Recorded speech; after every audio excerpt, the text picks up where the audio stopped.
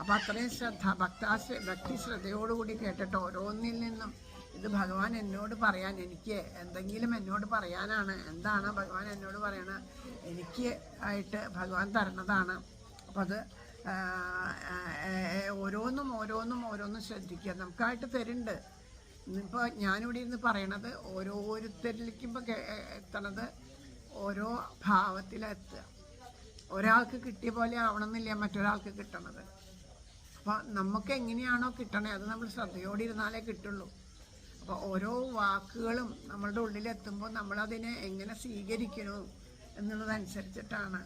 അതിപ്പോൾ നിങ്ങളുടെ മാത്രമല്ല അവിടെ ഇരുന്ന് പറയണത്, എൻ്റെ ഉള്ളിലിരുന്ന് പറയണതും ഗുരുവായൂരപ്പനാണ്. കാരണം ഇവിടെ വന്നിരിക്കുമ്പോൾ ഇന്നത് പറയണം, ഇന്നത് അങ്ങനെയൊന്നും ചിന്തിച്ചിട്ട് വന്നിരിക്കണില്ല. ഇത് വായിക്കാം എന്ന് അപ്പോൾ വായിക്കുമ്പോൾ എപ്പോഴെങ്കിലും എന്തെങ്കിലും പറയണുണ്ടോ, ആ പറയണത് മുഴുവൻ ഗുരുവായൂരപ്പനാണ്. അപ്പം നിങ്ങൾക്ക് വേണ്ടി മാത്രമല്ല എനിക്കും വേണ്ടിയിട്ട് തന്നെയാണ് അത് പറയണത്.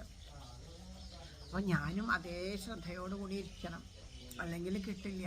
അപ്പം അതുകൊണ്ട് നമുക്ക് എല്ലാവർക്കും ഒരുപോലെ ആ ശ്രദ്ധയോട് കൂടിയിട്ട് ആ കാരുണ്യത്തെ അനുഭവിക്കാനായിട്ട് സാധിക്കട്ടെ എന്ന് പ്രാർത്ഥിക്കാം. പറയണു, കാരുണ്യ അത്യന്തം രഹസ്യമം വസ്തുവെന്നിരിക്കലും എത്രയും മഹാനുഭാവന്മാരായുള്ള ജനം ഭക്തിവിശ്വാസ ശുശ്രൂഷാദികൾ കാണുന്തോറും ഭക്തന്മാർക്ക് ഉപദേശം ചെയ്തിടുമെന്നു കേൾപ്പൂ. ആകയാൽ ഞാനുണ്ടൊന്നു നിന്തിരുവടി തന്നോടാകാംക്ഷാപരവശ ചേതസാ ചോദിക്കുന്നു. കാരുണ്യം എന്നെ കുറിച്ചുണ്ടെങ്കിൽ എനിക്കിപ്പോൾ ശ്രീരാമദേവതത്വമുപദേശിച്ചിടണം. തത്വഭേദങ്ങൾ വിജ്ഞാനജ്ഞാന വൈരാഗ്യാദി ഭക്തി ലക്ഷണം സംഖ്യയോഗാദിഭേദങ്ങളും യോഗഭേദാദികളും ക്ഷേത്രോപാസനാഫലം യാഗാദി കർമ്മഫലം തീർത്ഥസ്നാനാദിഫലം ദാനധർമാദിഫലം വർണ്ണധർമ്മങ്ങൾ ആശ്രമധർമ്മങ്ങളും എന്നിവയെല്ലാം എന്നോടൊന്നൊഴിയാതെ വണ്ണം നിന്തിരുവടി അരുൾ ചെയ്തതു കേട്ട മൂലം സന്തോഷമുണ്ടായി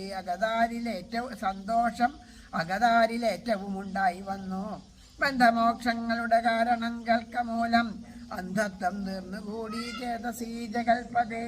അപ്പോൾ ഒരുപാട് കാര്യങ്ങൾ ഉപദേശമായിട്ട്, ഇത് ആദ്യമായിട്ടല്ല. അപ്പോൾ ഇവർക്ക് സത്സംഗം തന്നെയാണ് എപ്പോഴും. അപ്പോൾ ഇതെല്ലാം കേട്ടിട്ട് എനിക്ക് സന്തോഷമായിട്ട് വന്നു. അപ്പോൾ അതുകൊണ്ട് എൻ്റെ ഉള്ളിലുള്ള അജ്ഞാനമെല്ലാം നീങ്ങി.